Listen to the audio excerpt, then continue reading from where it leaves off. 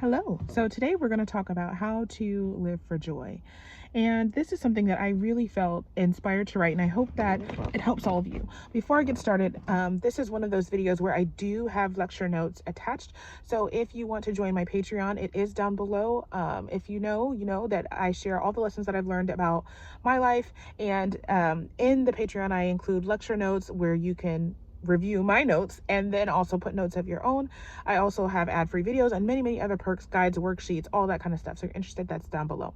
But today we're gonna talk about living for joy. And on this channel we've talked about this several times, but it's something that I specifically feel for this collective to hone in on. So I hope that you find value in it, and leave a comment below if you learned anything.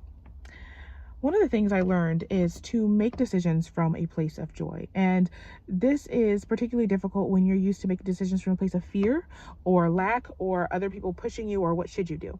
People always tell you to get out of that frame of thought, but they don't tell you what to get into.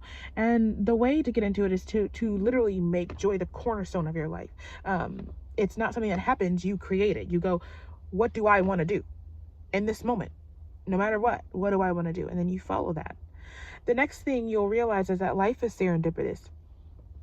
Basically, what you fear will happen either doesn't happen or it does happen, but you feel differently about it. And that's a reality I wasn't prepared for. What starts to happen, even when life doesn't seem to work out, which it always ends up working out, is the fact that I found like a childlike stubbornness, like I don't really want to do that. Like it's like a feeling that even if you wanted to go against it, you can't. It feels like I'm not settling for that anymore. No, I said no.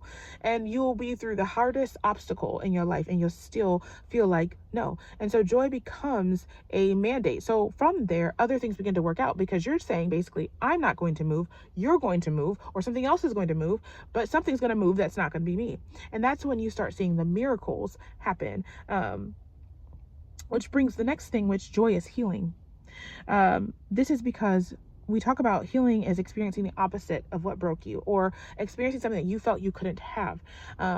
This part of joy is having what you want, but the other part is what we call healing the inner child. And what it is it's giving yourself what you need. So you learn that life is a system of thinking and not like a goal and then action. What happens is in this system, you're actually working or focusing on giving your body or your soul what it wants, what it needs, what it needed back then. So when you encounter this obstacle that makes you feel fear or whatever, where you feel like I have to do this thing I don't want to do, you're giving it yourself saying, we don't do that anymore because I don't like the way this feels, which is what your child needed, right? Which is what you needed in the past, is to be able to be given a pass. Even when everybody else is saying, no, but you have to do this. This is the way life goes. You're going, no. Even if it doesn't work out. There's something that creates a fortitude in you where you just make these decisions no matter what, and you start seeing these miracles happen. You also start seeing where you were making decisions that were faulty, where your assumptions were a little faulty or your vision was a little faulty, that all along you were being given the answers, but that you pushed it away because you did not think it could be true. And you learn to let yourself start having what you want, which is ultimately the problem in the beginning. We think it's easy to start getting the things that we want, but oftentimes it's right in front of you and you're just like, no, it can't be that easy. No. And it's almost subconscious. You push it away and you start noticing when you do that. And you start going, wait a minute, but they offered. Let me just take it because they said I could have it. There's the option. Let the simplest answer be the answer. Let the answer that you want be the answer.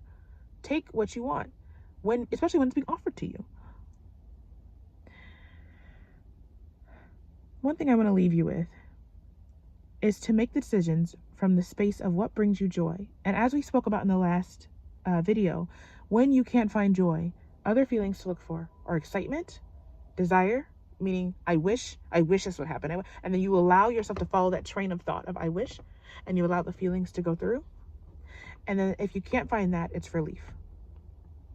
Until next time.